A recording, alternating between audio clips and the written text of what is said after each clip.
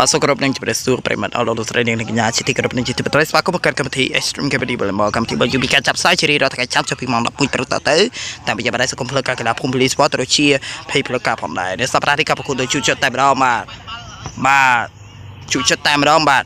តាមដានទេសនាទាំងអស់គ្នាអរគុណចំពោះម្ចាស់អកប្រមនៅក្នុងកម្មវិធីដោយត្រឹមខ្មែរបែបវិជីទៅភាសាកម្ពុជាដើម្បីសុខភាពស្រស់ថ្លាអរគុណទៅដល់ភេសជ្ជៈបើកម្លាំង Viking ធម្មពលដ៏ខ្លាំងក្លាអរគុណទៅដល់ភេសជ្ជៈ IC Crew ជីបម៉ងតូឆ្ងាញ់ត្រជាក់ជប់មកអារម្មណ៍ស្រស់ស្រាយក្រៅកាពីយូស៊ុងគ្រប់វិជ្ជារីទេសនាដូចតទៅគ្រប់វិជ្ជាអស់លោកស្រីនាងកញ្ញាតាមដានទេសនាការប្រកួតទី1ស្ពីជិក2ស្មើមកផលការប្រកួត5ទល់4បាត់ទៅហើយដូបានទៅខាងស្មាតបញ្ញា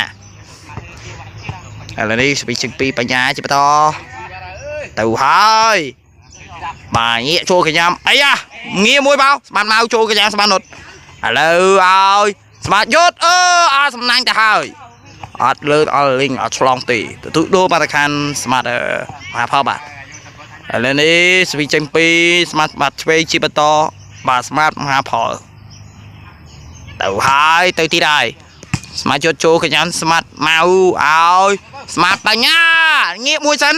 បាទងាកឲ្យប៉ាសេឲ្យបោះឆ្វេងហើយចេញក្រៅបាទរីចេញទៅហើយបើដូរមកខាងក្រុមស្មាតយុទ្ធបន្ទូនៅដដែលចប់សុទ្ធទី1បាទបញ្ចប់សម្បត្តិទស្សនាសិទ្ធទី2ឥឡូវលោកស្រីសូមទស្សនាកម្មសិទ្ធទី2នេះតែបើស្ពីចេញពីស្មាតមហាផល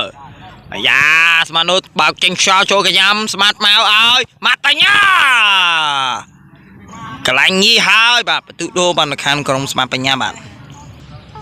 នេះតែបាទស្ពីដូគឺស្ពីចេញពីស្មាតជួតបាទកីឡាករស្មាតយ៉ាត់ឆាន់រាយុទ្ធបាទចូលកញ្ញាញីអាយ៉ាចូលមកក្រាប់អូអត់មានអ្នកជួយផងបាទដូរមកទៅខាងកីឡាករស្មាតឆាន់រាយុទ្ធបាទលើនេះស្វីជីងពីឆាន់រាយុទ្ធបាទទៅហើយនេះចូលអីតលេដៃល្អមែនតើដូរមកទៅខាងក្រុមស្មាតឆាន់រាយុទ្ធបាទនៅតែពេលនៅក្នុងកម្មវិធី Extreme Comedy បានឈានចូលមកដល់ទីបញ្ចប់ជួបគ្នានៅថ្ងៃច័ន្ទសប្តាហ៍ក្រោយសម្រាប់នេះសូមអរគុណសូមជម្រាបលា